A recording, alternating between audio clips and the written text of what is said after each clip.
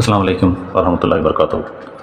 Pastor Anil Kudithottam, K Naushad എന്നിവർ തമ്മിലുള്ള സംവാദത്തിൻ്റെ അവലോകന വീഡിയോ പരമ്പരയുടെ 10ാമത്തെ ഭാഗമാണ് നിങ്ങൾ കേട്ടുകൊണ്ടിരിക്കുന്നത്. ഇതിനു മുമ്പ് ഉള്ള 9 ഭാഗങ്ങളിൽ 3 ഭാഗങ്ങളിൽ അനിൽ കുടിത്തോട്ടം ആ സംവാദത്തിൽ കാണിച്ച നെറികേടുകൾ, തലക്കെട്ടിൽ നിന്നും വ്യതിചലിച്ച് പ്രവാചകനെ അധിക്ഷേപിക്കുന്ന രീതിയിൽ നടത്തിയ പ്രസ്താവനകൾ, അതിൽ തന്നെ ആ സംവാദവുമായി ബന്ധമില്ലാതെ പ്രവാചകൻ്റെ 5 നന്മ പറയാൻ പറ്റുമോ 10 നന്മ പറയാൻ പറ്റുമോ എന്നുള്ള രീതിയിൽ അദ്ദേഹം അവിടെ ചോദിച്ചത്, അതെല്ലാം നമ്മൾ ഒരു പൊതുവായ വിശകലനം എന്ന രീതിയിൽ ആദ്യത്തെ 3 വീഡിയോകളിൽ കണ്ടു. ഈ 10 നന്മ ചോദിച്ചതിന് അതിനക്കമിട്ട് 4ാമത്തെ പാർട്ട് മുതൽ നമ്മൾ ഓരോ നന്മകളായിട്ട് എടുത്ത് പറഞ്ഞു വരികയാണ്. 4 മുതൽ ഇത് 10. അപ്പോൾ ഓൾറെഡി 6 അക്കമിട്ട് പറയാൻ തുടങ്ങിയത് 6 നന്മയാണ്. ഇത് 7ാമത്തെ നന്മയാണ്. അതിന് മുമ്പേ തന്നെ അതല്ലാതെ കൂടാതെ സ്ത്രീ വിഷയങ്ങളിൽ എപ്പോഴും ഈ അപ്പോളജിറ്റുകൾ എന്ന് പറയുന്ന ഈ വളരെ മോശമായി സംസാരിക്കുന്ന ഒരു വിഭാഗം, ക്രിസ്ത്യൻ ഗ്രൂപ്പിലെ ഒരു വിഭാഗം ആൾക്കാർ എപ്പോഴും ഉന്നയിക്കുന്ന പ്രവാചകൻ്റെ സ്ത്രീകളോടുള്ള സമീപനത്തെക്കുറിച്ചാണ് അവർ എപ്പോഴും അവഹേളിക്കുക. അപ്പോൾ അത് തന്നെ ആദ്യത്തെ മാതൃക എന്ന രീതിയിൽ, അതിന് അക്കമിട്ടില്ലെങ്കിലും പൊതുവായൊരു വിശകലനം എന്ന രീതിയിൽ അക്കമിട്ടിട്ട് ആരാണ് സ്ത്രീകളോട് നല്ല മാന്യമായി പെരുമാറിയത്, സൂക്ഷ്മത പുലർത്തിയിരുന്നത്, വളരെ ശ്രദ്ധിച്ച് പെരുമാറിയിരുന്നത് എന്നുള്ളതിന് യേശുവിനെയും മുഹമ്മദ് നബിയും താരതമ്യം ചെയ്തുകൊണ്ട് തന്നെ ഒരു വീഡിയോ ചെയ്യുകയുണ്ടായി. അതിൽ എത്രത്തോളം പ്രവാചകൻ ഉന്നത മാതൃക പുലർത്തിയെന്നത് നമ്മൾ കണ്ടു. അപ്പം ഈ 10ാമത്തെ ഭാഗത്ത് നമ്മൾ 7ാമത്തെ സ്വഭാവം, ഇതിൽ നമ്മൾ ഒരു മൊത്തത്തിലുള്ള പ്രവാചകൻ്റെ ക്യാരക്ടറിൽ ഒരെണ്ണം എടുത്തു പറയാതെ അദ്ദേഹത്തിൻ്റെ മുഴുവൻ സ്വഭാവവും, അദ്ദേഹം അതിൻ്റെ സൽഗുണ സമ്പന്നൻ എന്ന് പറയുന്നത് എല്ലാ നല്ലതിൻ്റെയും കോമ്പിനേഷനായിരുന്നു അദ്ദേഹം. ഏത് നല്ലതുണ്ടോ അതെല്ലാം അദ്ദേഹത്തിലുണ്ട് എന്നുള്ള രീതിയിൽ ഉള്ള ഒരു ടോപ്പിക്കാണ്, ഹെഡിങ്ങിലാണ് എടുത്തിരിക്കുന്നത്. അതിൽ തന്നെ ഒരു നല്ല സംസാരം, നാവ് എങ്ങനെ ഉപയോഗിച്ചിരുന്നു, സംസാരം എത്ര ക്ലിയർ ആയിരിക്കണം, എത്ര സത്യസന്ധമായിരിക്കണം, മോശമായ വാക്കുകൾ വരാൻ പാടില്ല നാവിൽ നിന്നും, ഇതിൽ പ്രവാചകൻ്റെ മാതൃക. ഇങ്ങനെ ഈ 2 മാതൃകകൾ അല്ലെങ്കിൽ 2 നന്മകൾ എന്നുള്ള രീതിയിലാണ് ഈ ഭാഗം നമ്മൾ ഹെഡിങ്ങായിട്ട് കൊടുത്തിരിക്കുന്നത്. അപ്പം പൊതുവായ ക്യാരക്ടർ എന്ന നിലയിൽ നമ്മൾ പറയുകയാണെങ്കിൽ, ഖുർആൻ എന്ത് പറഞ്ഞു പ്രവാചകനെക്കുറിച്ച്, അള്ളാഹു പ്രവാചകനെക്കുറിച്ച് എന്ത് സർട്ടിഫിക്കറ്റ് നൽകി, അള്ളാഹു സർട്ടിഫിക്കറ്റ് നൽകി എന്ന് പറഞ്ഞാൽ ആ സർട്ടിഫിക്കറ്റ് തന്നെയാണ് പ്രവാചകൻ ജനങ്ങളെ ഓതി കേൾപ്പിക്കുന്നത്. അതിലെന്തെങ്കിലും ഒബ്ജക്ഷൻ ഉണ്ടെങ്കിൽ അവർ ഒബ്ജക്റ്റ് ചെയ്യും. ഇത് ഈ സർട്ടിഫിക്കറ്റിന് ചേരുന്ന ആളല്ലല്ലോ താങ്കൾ എന്ന് അവർ പറയും. അപ്പം ഒരാളുടെ അടുത്ത് പോയി ഞാൻ സത്യസന്ധനാണ് എന്ന് അള്ളാഹു പറയുന്നു എന്ന് പറഞ്ഞാൽ അത് എത്ര എളുപ്പം പറയാൻ പറ്റത്തില്ല. അത് അവരും കൂടെ അംഗീകരിക്കണം. ഇത് അള്ളാഹു എൻ്റെ അടുത്ത് പറഞ്ഞെന്ന് പറഞ്ഞാൽ ഞാൻ മനസ്സിൽ വയ്ക്കുന്ന ഒരു കാര്യമല്ല, പ്രവാചകൻ മനസ്സിൽ വയ്ക്കുന്ന കാര്യമല്ല. ഇത് ജനങ്ങളോട് പറയുന്നു, അത് ഖുർആൻ ആവുന്നു, അത് റെക്കോർഡാവുന്നു, ജനങ്ങൾ ഓതുന്നു. അപ്പം ഇത് ആക്ച്വലി വടി കൊടുത്ത് അടിപിടിക്കുന്ന കേസാണ്. അത് തെറ്റാണെങ്കിൽ, അപ്പോൾ ആ പറയുന്ന സ്റ്റേറ്റ്മെൻറ്റിന് പ്രവാചകൻ ചേരുന്നില്ല എങ്കിൽ, ചെറിയൊരു പാളിച്ചെങ്കിലും ഉണ്ടെങ്കിൽ പ്രവാചകൻ ആളുകൾ, ഒരുപാട് എതിരാളികൾ അന്നുണ്ടായിരുന്നു. യഹൂദന്മാരുണ്ടായിരുന്നു, അവിടെ പ്രേക്ഷികൾ യുദ്ധം ചെയ്യാൻ വന്ന ആൾക്കാരുണ്ടായിരുന്നു. ഇങ്ങനെ പല മുനാഫിക്കുകളുണ്ടായിരുന്നു. മുനാഫികൾ എന്ന് പറഞ്ഞാൽ മുസ്ലിം വേഷത്തിലുള്ള കപട വിശ്വാസികളെല്ലാം പക്ഷേ മുസ്ലിമിൻ്റെ കൂടെ കാണും, അവരെല്ലാം ഉണ്ടായിരുന്നെങ്കിലും ഈ സ്റ്റേറ്റ്മെൻറ്റ് ഈ അള്ളാഹു ഖുർആനിൽ പറഞ്ഞ ഈ സ്റ്റേറ്റ്മെൻറ്റ് അവരെ എതിർത്താൽ മതി. ഇത് എങ്ങനെ ഇല്ലല്ലോ, ഇതൊന്നും നിങ്ങൾ ക്യാരക്ടർ ഞങ്ങൾ കാണുന്നില്ലല്ലോ എന്ന് പറഞ്ഞാൽ തന്നെ അത് പൊളിയും. അപ്പോൾ ഒരാളുടെ മുമ്പിൽ നമുക്ക് ധൈര്യമായിട്ട് പറയാൻ പറ്റത്തില്ല. നമ്മുടെ നാട്ടിൽ അല്ലെങ്കിൽ തന്നെ ഞാൻ എല്ലാ സൽഗുണ സമ്പന്നമാണെന്ന് ഒരാൾക്ക് പറയാൻ പറ്റുമോ? ഒരാൾ പോയിട്ട് നമ്മൾ ഇടപാട് നടത്തുന്ന, നമ്മൾ പൈസ ഇടപാട് നടത്തുന്ന ആൾക്കാരുടെ അടുത്ത്, നമ്മൾ കൂടെ പഠിക്കുന്ന അല്ലെങ്കിൽ ജോലി ചെയ്യുന്ന നമ്മൾ അയൽക്കാരുടെ അടുത്ത് ഒന്ന് പറഞ്ഞു നോക്കേ, ഞാൻ എല്ലാ ഗുണത്തിലും ഞാൻ പെർഫെക്റ്റ് ആണെന്ന് പറഞ്ഞാൽ അപ്പോഴേ 100 എതിരായിട്ടുള്ള അഭിപ്രായം വരും. അല്ല അന്ന് ഇങ്ങനെ ചെയ്തില്ല എന്നോട് ഇങ്ങനെ സംസാരിച്ചില്ല എന്ന് പറഞ്ഞാൽ ഒരുപാട് വരും. അപ്പോൾ അതുകൊണ്ട് ഇത് എളുപ്പമല്ല ഒരാളുടെ മുമ്പിൽ പോയി പറയാം. അതും എതിരാളികൾ കൂടുതലുള്ള സ്ഥലത്ത് പറയാൻ പറ്റും. പക്ഷേ അള്ളാഹു പറഞ്ഞത് പ്രവാചകൻ അങ്ങനെ തന്നെ അവിടെ മുമ്പിൽ പറഞ്ഞു. അത് ഒബ്ജക്റ്റ് ചെയ്തില്ല എന്നുണ്ടെങ്കിൽ ആ സ്റ്റേറ്റ്മെൻറ്റിന് അദ്ദേഹം പൂർണ്ണനായി യോഗ്യനാണ്, അതിന് ചേർന്ന ആൾ തന്നെയാണ് എന്ന് നമുക്ക് മനസ്സിലാക്കാം. അതിൽ അങ്ങനെ നോക്കുകയാണെങ്കിൽ ഖുർആൻ്റെ 68:4 ഖുർആൻ പറയുന്നു, തീർച്ചയായും നീ മഹത്തായ സ്വഭാവത്തിലാകുന്നു. ഇത് ഖുർആൻ്റെ സർട്ടിഫിക്കറ്റ്, അള്ളാഹുവിൻ്റെ സർട്ടിഫിക്കറ്റാണ് പ്രവാചകനെ കുറിച്ച്. നീ മഹത്തായ സ്വഭാവത്തിലാകുന്നു. ഇത് പ്രവാചകനോട് അള്ളാഹു പറഞ്ഞ് പ്രവാചകൻ വെറുതെ മനസ്സിൽ സൂക്ഷിക്കല്ല, ജനങ്ങളോട് പറയാണ്. ഇത് അള്ളാഹു ഇങ്ങനെ പറയുന്നു. അപ്പോഴേ ഒബ്ജക്റ്റ് ചെയ്യും. മറ്റു യഹൂദന്മാരോ ഒരാളും ഉണ്ടായിരുന്നു, ഇതോടെ യാതൊരു ബന്ധമില്ലല്ലോ, എവിടെ നല്ല സ്വഭാവം കാണിച്ചെന്ന് പറഞ്ഞു. അപ്പോൾ പറയും. അങ്ങനെ പറഞ്ഞില്ല എന്നുണ്ടെങ്കിൽ അത് അദ്ദേഹം അതിന് യോഗ്യനാണെന്ന് മനസ്സിലാക്കാം. അപ്പം ഇതിനാരും എതിർത്തില്ല, ഒരു പ്രൂഫും പറയാൻ പറ്റത്തില്ല. നീ സത്യം പറഞ്ഞില്ല, നീ കള്ളം പറഞ്ഞു, നീ എന്നെ പറ്റിച്ചു, നിന്റെ സംസാരം ശരിയല്ല എന്ന് ആരെങ്കിലും പറഞ്ഞതായിട്ട് ഒരു റെക്കോർഡ് നമുക്ക് കാണാൻ പറ്റത്തില്ല. പക്ഷേ എതിരായിട്ട് കാണാം.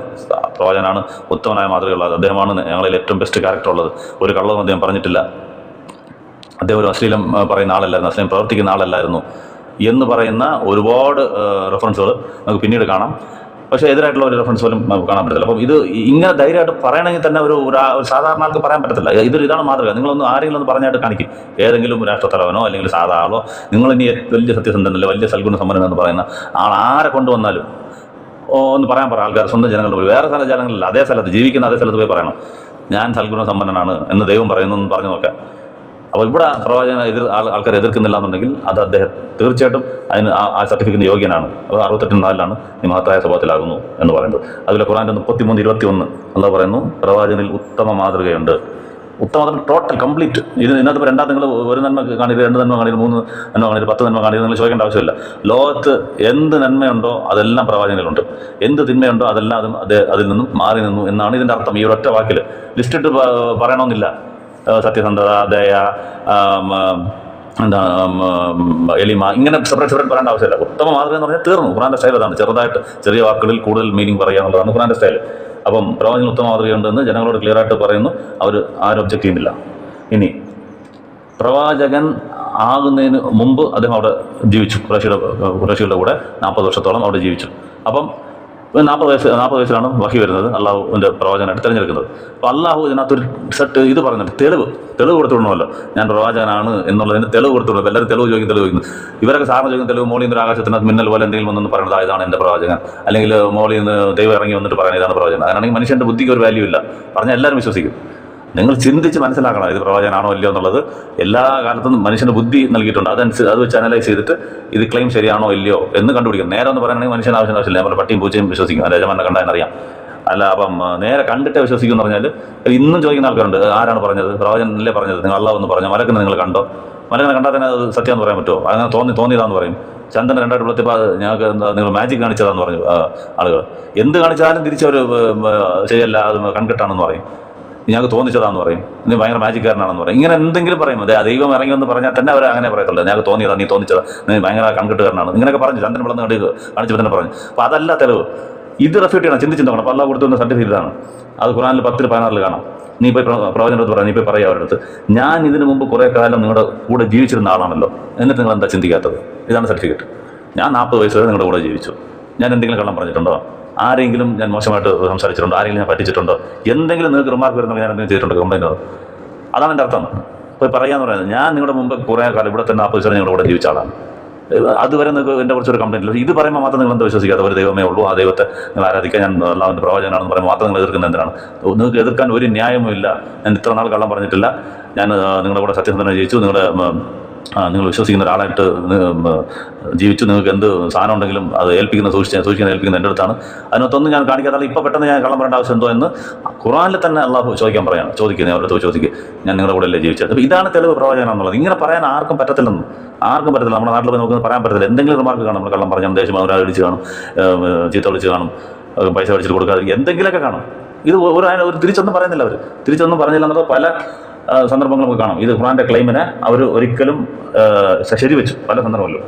അപ്പോൾ ഒരു സംഭവം വന്ന് ഈ പ്രവചനമായിട്ട് തിരഞ്ഞെടുത്തപ്പോൾ തന്നെ ആദ്യമേ കൂടെയുള്ള ബന്ധുക്കളെ ആണ് ഈ മെസ്സേജ് പറയാൻ പറ്റും. അവരെ നീ ആദ്യം പോയി താക്കീത് ചെയ്യുക, ഇങ്ങനെ നിങ്ങൾ അള്ളാഹുവിനെ മാത്രമേ ആരാധിക്കാവൂ, പിന്നെ നിങ്ങൾക്ക് അള്ളാഹുവിനെ പിന്നെ കണ്ടുമുട്ടേണ്ടി വരും, അവിടെ വെച്ച് വിധി നിർണ്ണയിക്കപ്പെടും, ഒരു ജഡ്ജ്മെൻറ്റ് ഡേ ഉണ്ടാവും, അതിന് ആൻസർ ചെയ്യേണ്ടി വരും, അത് നീ അവർ പോയി വാൺ ചെയ്യുക എന്ന് പറയുമ്പോഴത്തേക്ക് എല്ലാവരും വിളിക്കും, ബന്ധുക്കളെല്ലാം വിളിച്ചിട്ട് മലയുടെ പുറത്ത് കയറുന്നിട്ട് എല്ലാവരും വരാൻ പറയും. എന്നിട്ട് പറയും, ഈ മലയുടെ ബാക്കിൽ നിന്ന് ഇപ്പോൾ ഒരു ശക്തമായ ഒരു സൈന്യം വരുന്നുണ്ടെന്ന് ഞാൻ പറഞ്ഞാൽ നിങ്ങൾ വിശ്വസിക്കുമോ?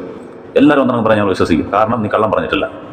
അപ്പോൾ പ്രധാനം പറയും, എങ്കിൽ കേട്ടോ, ഈ പ്രപഞ്ചത്തിൻ്റെ ഒരു ദൈവം മാത്രമേ ഉള്ളൂ, ആ ദൈവത്തെ മാത്രമേ ആരാധിക്കാം. അപ്പോൾ ചിലവർ എതിർക്കും, അത് വേറെ. പക്ഷെ നീ കള്ളം പറഞ്ഞിട്ടില്ല എന്ന് സർട്ടിഫൈ ചെയ്യണം. അള്ളാഹു ഇവിടെ ഇപ്പോൾ പറയുന്നു, നീ പോയി ചോദിക്ക്, ഞാൻ ഇവിടെ ജീവിച്ചല്ലേ എന്ന്. അവർ ജീവിച്ചു, നീ കള്ളം പറഞ്ഞിട്ടില്ല, നീ നല്ല ആൾ തന്നെയാണെന്ന് സർട്ടിഫിക്കറ്റ് ആര് തരുന്നു? അന്നത്തെ ആൾക്കാർ തരുന്നത്. ഇത് ബുഹാരിയിലെ 497 കാണാം ആൾക്കാർ ഒന്നടക്കം പറയുന്നത് നീ കള്ളം പറഞ്ഞിട്ടില്ല എന്നുള്ളത്. പിന്നെ കുറേ നാൾ അവിടെ പോകുമ്പോഴത്തേക്ക് പല പ്രശ്നങ്ങളുണ്ടാകുന്ന ആൾക്കാരെ എതിർക്കുന്നു. അങ്ങനെ വരുമ്പോഴത്തേക്ക് അബൂ സുഫിയാൻ അദ്ദേഹം ഇദ്ദേഹത്തെ എതിർത്ത ആളായിരുന്നു ആദ്യകാലങ്ങളിൽ. അവസാനം അദ്ദേഹം ഇസ്ലാം സ്വീകരിച്ചു, അത് വേറെ. ആദ്യകാലത്ത് എതിർത്ത് നിൽക്കുന്ന സമയത്ത് അദ്ദേഹം കച്ചവട സംഘത്തിന് റോമൻ്റെ സൈഡിൽ പോകുമ്പോഴത്തേക്ക് റോമൻ ചക്രവർത്തി ഇങ്ങനെ പ്രവാചകനെ കുറിച്ച് കേൾക്കുന്നുണ്ട്. അപ്പോൾ അറേബ്യൻ ആൾക്കാർ വന്നിട്ടുമ്പോഴത്തേക്ക് ആ കച്ചവട സംഘത്തെ വിളിക്കാൻ പറയും. അപ്പോൾ അബൂ സുഫിയാനാണ് അത് ലീഡ് ചെയ്യുന്നത്. കൊണ്ടുവന്ന് കോർട്ടിൽ നിർത്തിയിട്ട് ചോദിക്കും, ആരാണ് അദ്ദേഹത്തിന് ഏറ്റവും അടുത്ത ആൾ? അബൂ സുഫിയാൻ ആണ് ഏറ്റവും റിലേറ്റീവ്. അപ്പോൾ ഫ്രണ്ട് നിൽക്കാൻ പറയും. എന്നിട്ട് ആ ട്രാൻസ്ലേറ്ററിനെ വിളിച്ച് നിർത്തിയിട്ട് പറയും, ബാക്കിലുള്ള അത് അബൂ സുഫിയാൻ്റെ കൂടെയുള്ള ആൾക്കാർ പറയും, ഇത് എന്ത് ഞാൻ ചോദിക്കുന്നത് എന്തെങ്കിലും അദ്ദേഹം കള്ളം പറഞ്ഞാൽ നിങ്ങൾ കോൺട്രാഡിക്റ്റ് ചെയ്യണം, നിങ്ങൾ ഉടനെ എൻ്റെ അടുത്ത് പറയണം അദ്ദേഹം കള്ളവ പറയുന്നത് എന്നുള്ളതെന്ന് ചോദിച്ചാൽ കുറേ ക്വസ്റ്റ്യൻസ് ചോദിക്കുന്നുണ്ട്. വലിയൊരു ഹദീസാണ്, ബുഖാരിയിലെ 7 ഫസ്റ്റ് വോളത്തിൽ തന്നെയുള്ള 7ാമത്തെ ഹദീസ്. അതിനകത്ത് ഈ ഒരു ക്വസ്റ്റ്യൻ ചോദിക്കുന്നുണ്ട് എപ്പോഴും, അദ്ദേഹം കള്ളം പറയുന്ന ആളാണോ? അബൂ സുഫിയാൻ പറയുന്നില്ല, അദ്ദേഹം കള്ളം പറയുന്ന ആളല്ല. അപ്പോൾ അള്ളാഹു എന്താണ് സർട്ടിഫിക്കറ്റ് കൊടുത്തത്? അത് എതിരാളികൾ ശരിവെച്ചു, അതാണ് അവിടെ പോയിന്റ്. എതിരാളികൾ ശരിവെച്ചു, അദ്ദേഹത്തെ സ്വീകരിക്കാത്ത ആൾക്കാരും പറഞ്ഞ് അദ്ദേഹം കള്ളം പറയുന്ന ആളല്ല. ഇങ്ങനെയാണ് പ്രൂവ് ചെയ്യേണ്ടത് പ്രവാചകനാണെന്നുള്ളത്. കള്ളം പറയേണ്ട ഒരു ആവശ്യമില്ല, അദ്ദേഹം കള്ളം പറഞ്ഞിട്ടില്ലെന്ന് ശത്രുക്കളാണ് സർട്ടിഫൈ ചെയ്യുന്നത്. ഇനി അദ്ദേഹത്തിൻ്റെ ആദ്യ ഭാര്യ ഖദീജ ബീവി, ആ പ്രവാചകനാവുന്നതിന് മുമ്പേ അദ്ദേഹത്തെ കല്യാണം കഴിച്ചിരുന്നു. പ്രവാചകനാവുമ്പോൾ ആ ഫസ്റ്റ് ഇൻസിഡൻ്റൊക്കെ അറിയാം. ഹീറോ ഗുഹയിൽ പോയിട്ട് മലക്ക് വരുന്നത് കണ്ടതും പേടിച്ച് ഓടി വരുന്നതും തനിക്ക് ആദ്യമായിട്ട് ഇങ്ങനെ കാണുമ്പോഴത്തേക്ക് എന്ത് സംഭവിച്ചു എന്നറിയാതെ വന്ന് ഇങ്ങനെ ഖദീജ ബീവി പറയുന്നത് ഇങ്ങനെ കണ്ടതന്നെ വിവരിക്കുന്നു. അപ്പോൾ എനിക്കെന്തോ സംഭവിച്ചു എന്നുള്ള രീതിയിൽ പറയുമ്പോഴത്തേക്ക് അപ്പോൾ ഖദീജ ബീവി ആശ്വസിക്കുന്നത്. ഒരിക്കലും അള്ളാഹു നിങ്ങളെ കൈവിടില്ല, നിങ്ങളൊരിക്കലും ഒരു താഴ്ന്ന നിലയിലാക്കില്ല. കാരണം അത് പറയാം ഓരോ കാരണങ്ങളായിട്ട്. നിങ്ങൾ സത്യം മാത്രമേ സംസാരിക്കുന്നുള്ളൂ. എത്ര സർട്ടിഫിക്കറ്റാണോ, എത്ര സ്വന്തം ഭാര്യ എന്നുള്ള സർട്ടിഫിക്കറ്റാണ്. എന്ത് കള്ളത്തരം കാണിച്ചാലും ഭാര്യയ്ക്ക് മനസ്സിലാവും. ഞാൻ പുറത്തുള്ള ആൾക്കാരാണെങ്കിൽ എനിക്ക് പറ്റിക്കാൻ പറ്റും. പക്ഷേ ഞാൻ എന്തെല്ലാം കുഴപ്പങ്ങൾ പുറത്ത് കാണിക്കുന്നുള്ളതെല്ലാം ഭാര്യയ്ക്ക് അറിയായിരിക്കും. എവിടെയെല്ലാം ഞാൻ പറ്റിക്കുന്നു, എവിടെയെല്ലാം ഞാൻ കാശ് പൊട്ടി വെച്ചിട്ടുണ്ട്, അല്ലെങ്കിൽ ആർക്കെല്ലാം എന്തെല്ലാം ഞാൻ ദ്രോഹം ചെയ്യുന്നതെല്ലാം അറിയാവുന്നത് രഹസ്യങ്ങളൊക്കെ ഭാര്യയ്ക്കായിരിക്കും. ഭാര്യ കൊടുക്കുന്ന സർട്ടിഫിക്കറ്റാണ്. താങ്കൾ സത്യം മാത്രമേ സംസാരിക്കുന്നുള്ളൂ. ബന്ധുക്കളെയും സ്വന്തക്കാരെല്ലാം താങ്കൾ നല്ലപോലെ പരിചരിക്കുന്നുണ്ട്. അവരുടെ ആവശ്യങ്ങൾ നോക്കി അവർക്ക് എന്ത് ചെയ്യണോ അത് ചെയ്യുന്നുണ്ട്. പിന്നെ പാവപ്പെട്ടവരെ സഹായിക്കുന്നുണ്ട്. അതിഥികളെ നല്ലപോലെ സൽക്കരിക്കുന്നുണ്ട്. ആവശ്യക്കാർക്ക് നിങ്ങൾ അവർക്ക് വേണ്ടതെല്ലാം നിങ്ങൾ ചെയ്തു കൊടുക്കുന്നുണ്ട്. നിരാലംബരായ ആൾക്കാർക്ക് എന്ത് വേണോ അതെല്ലാം നിങ്ങൾ ചെയ്തു കൊടുക്കുന്നുണ്ട്. അതുകൊണ്ട് തീർച്ചയായിട്ടും അള്ളാഹു നിങ്ങളെ ഒരു ചീത്തയായ രീതിയിൽ നിങ്ങൾ താഴ്ത്തിക്കെട്ടത്തില്ല, അല്ലെങ്കിൽ മോശമായ രീതിയിലാകത്തില്ല. ഇത് അള്ളാഹുവിൻ്റെ ദൂതം തന്നെയാണ് വന്നത്. താങ്കൾക്ക് പേടിക്കുന്ന ഒന്നുമില്ല, വേറെ ഒന്നും സംഭവിച്ചതല്ല. അള്ളാഹു നിങ്ങളെ ഇങ്ങനെ ഒരു മോശമായ രീതിയിലാവത്തില്ല. കാരണം സ്വഭാവ സർട്ടിഫിക്കറ്റാണ്. നല്ല സ്വഭാവം നിങ്ങൾക്കുണ്ട്. തീർച്ചയായും ദൈവം അങ്ങനെ ചെയ്യില്ല. അപ്പോൾ ഇതിൽ കൂടുതൽ എന്ത് തെളിവാണ് വേണ്ടത്, എന്ത് നന്മകളാണ് നിങ്ങൾക്ക് വേണ്ടത്? 5 നന്മ 10 കോടി നന്മ ഇതിനകത്തുണ്ട്. ഈ സർട്ടിഫിക്കറ്റിൽ തന്നെ അന്ന് ജീവിച്ച ഇമ്മീഡിയറ്റ് ആയിട്ട് ആൾക്കാർ, കൂടെ ജീവിച്ച ആൾക്കാർ, ശത്രുക്കൾ, അവർ തരുന്ന സർട്ടിഫിക്കറ്റാണ്. ഇതിൽ കൂടുതൽ നിങ്ങൾക്ക് എന്താണ് നന്മ പറയുന്നത്? നിങ്ങളൊരു ടാക്ടിക്സ് ആണ് അതിന് നന്മ അദ്ദേഹം സത്യം പറഞ്ഞു പറഞ്ഞാൽ എന്താ സത്യം അദ്ദേഹം മാത്രമാണ് പറഞ്ഞത്, ഞങ്ങളാരും പറയുന്നില്ല എന്നൊക്കെ കൗണ്ടർ ചെയ്യാനുള്ള ഒരു ഇതാണ് നിങ്ങൾ അക്കമിട്ട് പറയാൻ പറയുന്നത്. നമ്മൾ ഇത് അക്കമിട്ട് തന്നെയാണ് പറയുന്നത്. ഇത്ര നന്മകളും അക്കമിട്ട് സംഭവം ഉൾപ്പെടെ ഓരോ നന്മയ്ക്കും 4ഉം 5ഉം റെഫറൻസ് കൊടുത്തിട്ട് 20 മിനിറ്റ് വീഡിയോ കുറയാതെ നമ്മൾ പറയുകയാണ്. അക്കൗണ്ട് തന്നെയാണ് പറയുന്നത്. ഇതാണ് നിങ്ങൾ യേശു എന്ന് കാണിച്ചതാണ്, നിങ്ങൾക്ക് പറ്റത്തില്ല. അതും പൊടിത്തോട്ടത്തിൻ്റെ കണ്ടീഷനായിരുന്നു. അദ്ദേഹത്തിൻ്റെ ഉപദേശം പാടില്ല, അദ്ദേഹം ചെയ്ത് കാണിച്ചതായിരിക്കും. ഇതെല്ലാം ചെയ്ത് കാണിച്ചതാണ് കാണിച്ചേക്കുന്നത്. ഈ കാണിച്ച 6 നന്മയ്ക്കും അദ്ദേഹം ചെയ്ത് കാണിച്ച റൂഫ് അദ്ദേഹം പറഞ്ഞതല്ല, അത് ഉപദേശ കാര്യങ്ങളല്ല. ഞാൻ അത് പറയുകയും ചെയ്തു. അദ്ദേഹം ഉപദേശിച്ചാലും അത് അദ്ദേഹം ചെയ്തു എന്ന് തന്നെയാണ് എടുക്കണം. കാരണം അത് ആൾക്കാർ കോൺട്രഡിക്റ്റ് ചെയ്തത് ഒരു കാര്യം ചുമ്മാ വീട്ടിൽ നിന്ന് പറയാൻ ഇത്ര ആൾക്കാർ ശ്രദ്ധിക്കുന്നുണ്ട്. അവിടെ മുമ്പിലാണ് പോയി പറയുന്നത് നിങ്ങൾ സത്യമേ പറയാവുന്നത്. സത്യം പറഞ്ഞില്ലെങ്കിൽ ആൾക്കാർ പിടിക്കും. പബ്ലിക്കിലാണ് ഇതെല്ലാം പറയുന്നത്. അപ്പോൾ അദ്ദേഹം ഉപദേശിച്ചിട്ടുണ്ടെങ്കിൽ അത് നന്മ തന്നെ, അദ്ദേഹം അത് ചെയ്തിട്ടുണ്ടെന്ന് 100% എടുക്കാൻ പറ്റും. എന്നാലും നിങ്ങൾക്ക് എങ്ങനെയെങ്കിലും താഴ്ത്തി കിട്ടണമെന്നല്ലേ ഞങ്ങൾ ആ ലെവലിൽ തന്നെ ഇറങ്ങി വരാം. ചെയ്ത് കാണിച്ചത് മാത്രമേ കാണിക്കുന്നുള്ളൂ. ഇതിനകത്ത് പ്രവാചകൻ ചെയ്തത് മാത്രം ചെയ്തതാണ് ആൾക്കാർ സർട്ടിഫിക്കറ്റ് എടുത്തിരിക്കുന്നത്. അല്ലാതെ പ്രവാചകൻ ചെയ്ത ഉപദേശമല്ല എന്നതിനെ എടുത്തിരിക്കുന്നത്. അതെടുത്താൽ സെപ്പറേറ്റായിട്ട് വലിയൊരു വോളിയമായിട്ട് എടുക്കേണ്ടി വരും. അത് നിങ്ങൾക്കറിയാം. അതുകൊണ്ടാണ് അത് വേണ്ട ചെയ്ത് കാണിക്കുന്നത്. അപ്പോൾ ശരി, നിങ്ങൾ പറഞ്ഞ കണക്ക് തന്നെ ചെയ്ത് കാണിക്കുന്നത് തന്നെ എടുത്ത് കാണിക്കാം. അപ്പം ഇതാണ്. അപ്പോൾ ചെയ്ത് കാണിച്ചുകൊണ്ടാണ് ഈ സർട്ടിഫിക്കറ്റ്. ഖദീജ ബീവിയുടെ ഇത് ബുഖാരിയുടെ 6982 റെഫറൻസിൽ കാണാൻ പറ്റും. അബൂ സുഫിയാൻ നമ്മൾ പറഞ്ഞു. അതുപോലെ പ്രവാചകൻ മദീനയിലേക്ക് ഹിജ്റത്ത് ചെയ്ത് വരുമ്പോഴത്തേക്ക് ആൾക്കാരെല്ലാം അദ്ദേഹത്തെ കാണാൻ വരും. അപ്പോൾ അവിടുത്തെ യഹൂദന്മാരുണ്ടായിരുന്നു. അതിനകത്തൊരു യഹൂദനുണ്ടായിരുന്നു. അദ്ദേഹം പിന്നീട് മുസ്ലിമായി മാറി. അപ്പോൾ ആ യഹൂദൻ വന്ന് ആദ്യമായിട്ട് കാണുകയാണ്. കണ്ടിട്ട് അദ്ദേഹം പറയാണ്, ഈ മുഖം ഒരു കള്ളം പറയുന്ന ആളുടെ മുഖമല്ല ഇത്. എന്നുവെച്ചാൽ അവർ ഓൾറെഡി ഇതൊക്കെ വേദങ്ങളൊക്കെ വായിക്കുന്നുണ്ട്. അവർക്ക് ചില ലക്ഷണങ്ങളും കാര്യങ്ങളൊക്കെ ചിലപ്പോൾ അതിനകത്ത് കാണുമായിരിക്കും. അത് വെച്ചിട്ട് അദ്ദേഹം പറയുന്നു, ഇത് ഒരു കള്ളൻ്റെ ഒരു ലക്ഷണം അല്ല, ഇതൊരു യൂതനാണ് പറയുന്നത്. അപ്പോൾ ഇത് തിരുമതിയിലെ 2485 ഈ ഹദീസ് കാണാം. അപ്പം ഇതെല്ലാം ഞാൻ പറഞ്ഞിരിക്കുന്നത് എതിരാളികളും യഹൂദന്മാരും ഇസ്ലാം സ്വീകരിക്കാത്തതും സ്വന്തം ഭാര്യയുടെ റിപ്പോർട്ട്സാണ്. ഇനി ആയിഷ ബീവിയോട് ചോദിച്ചു, എങ്ങനെയാണ് പ്രവാചകൻ്റെ സ്വഭാവം എങ്ങനെയാണ്? ഇത് തിരുമതിയിലെ 2016. അപ്പോൾ പറഞ്ഞു അദ്ദേഹം, ഇനി നമ്മൾ ആ പൊതുവായ സ്വഭാവം കഴിഞ്ഞാൽ അദ്ദേഹത്തിൻ്റെ നാക്കുകൊണ്ട് അദ്ദേഹത്തിന് എങ്ങനെയായിരുന്നല്ലോ. അപ്പോൾ പറയുന്നത്, ഹി വാസ് നോട്ട് ഒബ്സീൻ. അദ്ദേഹം അശ്ലീലം അവർ ചെയ്യുന്ന ആളല്ലായിരുന്നു, അശ്ലീലം പറയുന്ന ആളല്ലായിരുന്നു. ചന്തയിൽ പോയിട്ട് ഇങ്ങനെ ബഹളം ഉണ്ടാക്കി ഷൗട്ട് ചെയ്ത് ബഹളം ഉണ്ടാക്കി സംസാരിക്കുന്ന അങ്ങനെ ആളല്ലായിരുന്നു. എന്തെങ്കിലും തിന്മ അദ്ദേഹത്തിനോട് ചെയ്താൽ തിരിച്ച് തിന്മ ചെയ്യുന്ന ആളുമല്ലായിരുന്നു. അതുപോലെ ആൾക്കാരെ അദ്ദേഹം ഒരുപാട് ക്ഷമിക്കുകയും അവർക്ക് പുറത്തു കൊടുക്കുകയും ചെയ്യുന്ന ആളായിരുന്നു. അങ്ങനെ പെട്ടെന്ന് ദേഷ്യപ്പെടുകയെന്ന് ചെയ്താൽ എന്ത് ചെയ്താലും പുറത്തു കൊടുക്കും. പേഴ്സണൽ കാര്യത്തിന് അത് രാഷ്ട്രം എന്ന രീതിയിൽ ആൾക്കാർ എതിർത്താൽ അത് അദ്ദേഹം എന്ത് ചെയ്യണോ അത് ചെയ്യും. ഒരു ഭരണാധികാരി എന്ത് ചെയ്യണോ അത് ചെയ്യണം. എന്നാലും ഒരു നല്ല ഭരണാധികാരി എന്നുള്ള സ്റ്റാറ്റസ് വരത്തുള്ളൂ.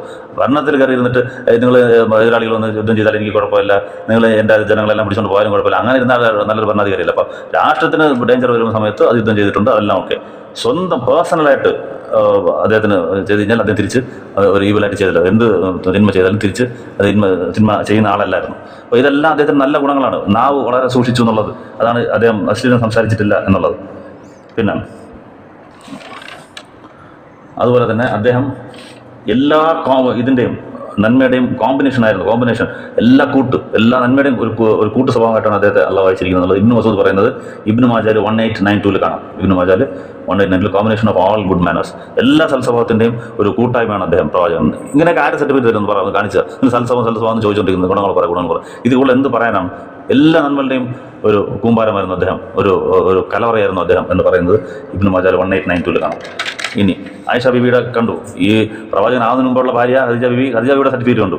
പ്രവാചകനായി വിവാഹം കഴിച്ചിട്ട് പ്രവാചകൻ മരണം വരെയും കൂടെ ഉണ്ടായിട്ട് അത് കഴിഞ്ഞ് കുറേ കാലം ജീവിച്ച ഭാര്യയാണ് ആയിഷ ബീവി. ആയിഷ ബീവിയുടെ സർട്ടിഫിക്കറ്റാണിത്. എന്താണ് ചോദ്യം തന്നെ എന്താണ് പ്രവാചകന്റെ സ്വഭാവം? സഹാബി ചോദിക്കാൻ പ്രവാചകൻ മരിച്ചതിന് ശേഷം ഒന്ന് ചോദിക്കുകയാണ്.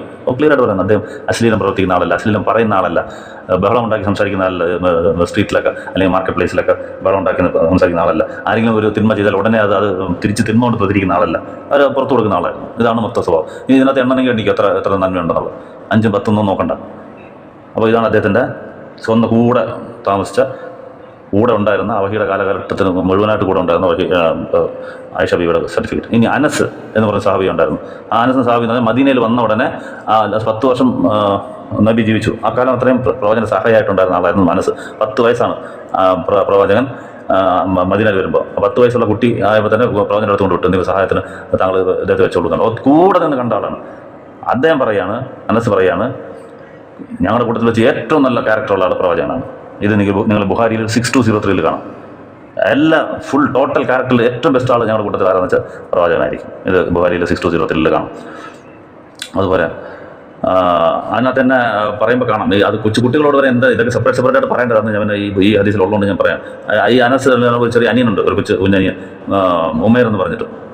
ആ അനിയൻ എപ്പോഴും ഒരു കിളിയും കൊണ്ട് കളിച്ചുകൊണ്ട് നടക്കും. അപ്പോൾ ആ കുട്ടിയെ കാണുമ്പോഴെല്ലാം ചോദിക്കും, ഉമേർ നിന്റെ കിളി എവിടെ പോയി എന്നുള്ള രീതിയിൽ വിളിച്ച് ഇങ്ങോട്ട് അന്വേഷിക്കും. അതിന് സെപ്പറേറ്റ് നന്മയായിട്ട് പറയാനുണ്ട്. കുട്ടികളോട് എങ്ങനെ പെരുമാറി എന്നുള്ളത് സെപ്പറേറ്റ് നന്മയാണ്. അങ്ങോട്ട് കയറി ചെന്ന് സംസാരിക്കും. കളിക്കുന്നിടത്ത് വരുന്നത് അവരുടെ അടുത്ത് എന്താണെന്ന് അന്വേഷിക്കുകയും അവരുടെ മുടിയിൽ ഇങ്ങനെ തടവി കൊടുക്കുകയും എല്ലാം ആളുകൾ കാണുന്നതും അവർക്ക് പ്രിവിലേജ് കൊടുത്തതും ഒരു കൂട്ടം ആൾക്കാർ കാണാൻ വരികയാണെങ്കിൽ അതിനകത്ത് കുട്ടികളുണ്ടെങ്കിൽ അവരെ പ്രത്യേകിച്ച് പരിഗണിച്ച് അവരെ ഫ്രണ്ട് നിർത്തി അവർക്കും ഉപദേശം കേൾക്കുന്നത്. ഇങ്ങനെ അതിന് ഇഷ്ടം പോലെ ഉണ്ട്. അത് കടൽ പോലെ കിടക്കണം. അപ്പോൾ എങ്ങനെ എടുക്കണം ഏതെടുക്കണം എന്നുള്ളത് നമുക്കത് അറിയാൻ വയ്യാതെ. എന്നാലും ഇത് ഞാൻ എന്നാലും മിക്സ് ചെയ്ത് പറയാനത്. അപ്പം ആ കുട്ടികളോടുള്ള ആ ഒരു ക്യാരക്ടറിനകത്ത് കാണാൻ പറ്റും എങ്ങനെ കണ്ടു എന്നുള്ളത്. ഒരു ചെറിയ നന്മ പോലും വിടത്തില്ല എന്നുള്ളതാണ്. അത് മൈന്യൂട്ട് കാര്യങ്ങൾ അവരെ ശ്രദ്ധിക്കും. കുട്ടികളോട് നമ്മൾ അവർ ഓടിച്ചു വിടാൻ പാടില്ല. നമ്മൾ കൂടെ നിർത്തണം, അവരെ പരിഗണിക്കണം. ഒരു സഭയിൽ ഒരു കോൺഗ്രേഷൻ ഉണ്ടെങ്കിൽ അവർക്ക് കൊടുക്കുന്ന പരിഗണന ചെയ്യണം. അത് വെച്ചിട്ടാണ് അവർ വളർന്നു വരുന്നത്. ഒരുപാട് സൈക്കോളജിക്കൽ ആസ്പെക്ട്സ് അങ്ങനെ എല്ലാം അതിനകത്ത് സംസാരിക്കാനുണ്ട്. നമുക്ക് സമയം എല്ലാം ഉള്ളതുകൊണ്ട് നമുക്ക് ജസ്റ്റ് റെഫറൻസിൽ പറയുന്നത് നിങ്ങൾക്ക് വായിച്ച് നോക്കി നിങ്ങൾക്ക് ഇത് മനസ്സിലാക്കാനുള്ള. അതുകൊണ്ടാണ് റെഫറൻസിൽ പെട്ടെന്ന് പറഞ്ഞു പോകുന്നത്. അപ്പോൾ അനസ് കൂടെ നിന്ന് അനസ് പറയുന്നത് എൻ്റെ അള്ളാഹുവിൻ്റെ ദൂതരാണ്, ഞങ്ങളുടെ ഏറ്റവും കൂട്ടത്തിൽ ഏറ്റവും ബെസ്റ്റ് ആളെന്ന് പറയുന്നത്. അതുപോലെ മറ്റൊരു ഹദീസിൽ കാണാം, തിർമിദിയിൽ 2015 10 വർഷം ഞാൻ അദ്ദേഹത്തിൻ്റെ കൂടെ വർക്ക് ചെയ്തു. ഒരു ദിവസം പോലും എൻ്റെ അടുത്ത് ഛേ എന്നുള്ളൊരു വാക്ക് പറഞ്ഞിട്ടില്ല. സഹായിയാണ്. ആരൊക്കെങ്കിലും നിങ്ങളിങ്ങനെ സ്വഭാവം കാണിക്കാൻ പറ്റും? ഒരു വേലക്കാരൻ കൂടെ നിൽക്കുന്ന വേലക്കാരനെ ഞാൻ എന്തോ ഇത് നിങ്ങൾ ആ ഒരു മുഷിവ് പോലെ എൻ്റെ അടുത്ത് ഉഫ് എന്നുള്ള വാക്കാണ് ഇതിനകത്ത് ഇംഗ്ലീഷ് ട്രാൻസ്ലേഷൻ കാണിക്കുന്നത്. അതായത് നമ്മൾ സാറിന് ഒരു തുച്ഛത്തോടെ ഒരു നിസ്സംഗതി കാണിക്കത്തില്ല, ഡിസാറ്റിസ്ഫാക്ഷൻ എന്തായത് എന്നുള്ള ആ രീതിയിൽ എൻ്റെ അടുത്ത് പറഞ്ഞിട്ടില്ല. ഇങ്ങനെ ഒരാളെ നിങ്ങൾ കാണിക്കും, ഇങ്ങനെ ഒരാളിനെ കാണിക്കുന്നില്ല. എന്നിട്ട് ആ ഹദീസിൽ തന്നെ പറയുന്നുണ്ട്, ഇത്രയും കാലം എൻ്റെ അടുത്ത് ഒരിക്കലും നീ എന്തുകൊണ്ട് നീ ഒരു കാര്യം ഇങ്ങനെ ചെയ്തു, അല്ലെങ്കിൽ നീ എന്തുകൊണ്ട് ഇങ്ങനെ ചെയ്തില്ല, ഇതെൻ്റെ അടുത്ത് ചോദിച്ചിട്ടില്ല. ഇതൊക്കെ അത്ഭുതമാണ്. ഒരാൾക്ക് എങ്ങനെ ജീവിക്കാൻ പറ്റുമെന്ന് ഇങ്ങനെ ചോദിക്കും. സഹായിയാണ്, കൊച്ചുകുട്ടിയാണ്, ഒന്നും ചോദിക്കുന്നില്ല. ആ അള്ളാഹുവിന് പ്രാർത്ഥന പറഞ്ഞു കൊടുക്കും, കൂടെ നിർത്തിയിട്ട് നിസ്കരിപ്പിക്കും, ബാക്കി നിർത്തി, ഇങ്ങനെല്ലാം കുറേ കാര്യങ്ങൾ കാണും. ഒരു ദിവസം പോലും അവൻ്റെ ദേഷ്യപ്പെട്ടില്ല എന്ന് പറഞ്ഞാൽ നിങ്ങൾക്ക് എന്ത് മാതൃകയാണ് വേണ്ടത്? ഇതിൽ കൂടുതൽ എന്ത് മാതൃകയാണ് നിങ്ങൾക്ക് വേണ്ടത്? ഇത് തിരുമതിയിൽ 2015 കാണാം. അതുപോലെ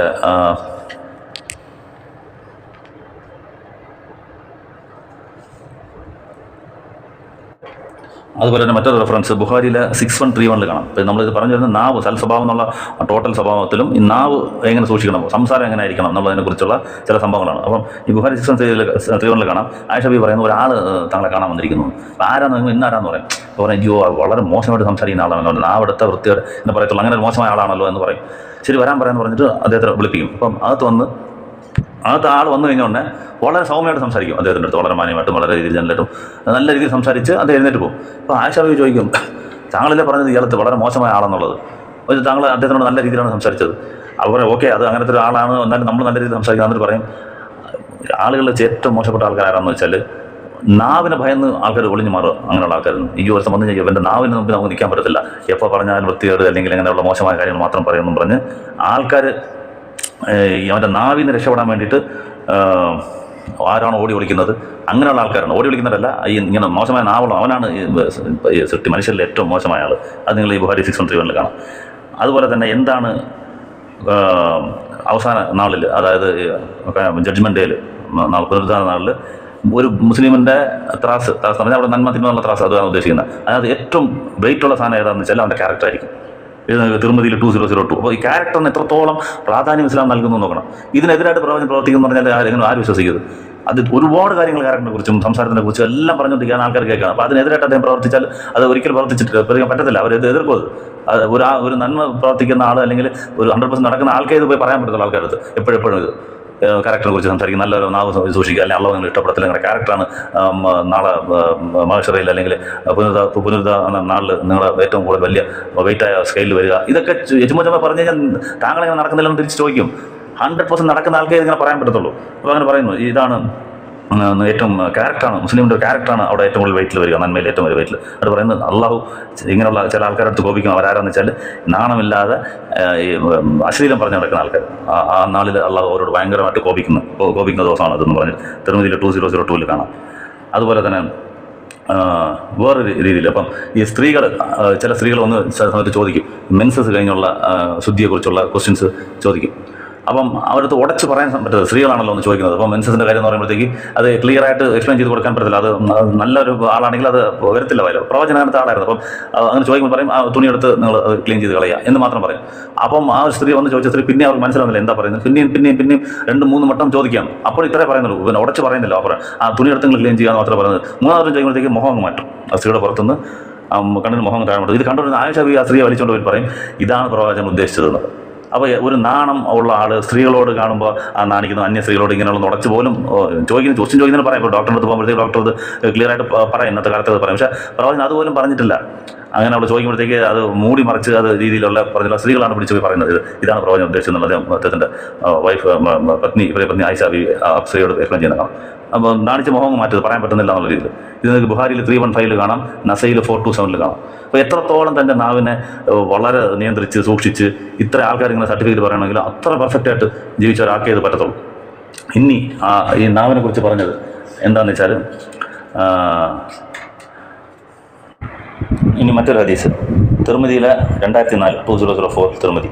അതിനകത്ത് പറയുന്നത് നാളെ സ്വർഗത്തിൽ സ്വർഗത്തിൽ ഏറ്റവും കൂടുതൽ ആൾക്കാർ കയറാൻ പോകുന്നതിൻ്റെ മെയിൻ റീസൺ 2ആണ്. ഒന്ന് തഖ്വ, ദൈവഭയം, ദൈവത്തെ ഭയന്ന് ജീവിക്കുക എന്നുള്ളത്. രണ്ടാമത്തത് നല്ല സ്വഭാവം. കാരണം വെറുതെ നിസ്കരിക്കുകയോ നോമ്പുകയോ അങ്ങനെ കൊടുത്ത് മാത്രം പാടില്ല, ശരിയാവത്തില്ല.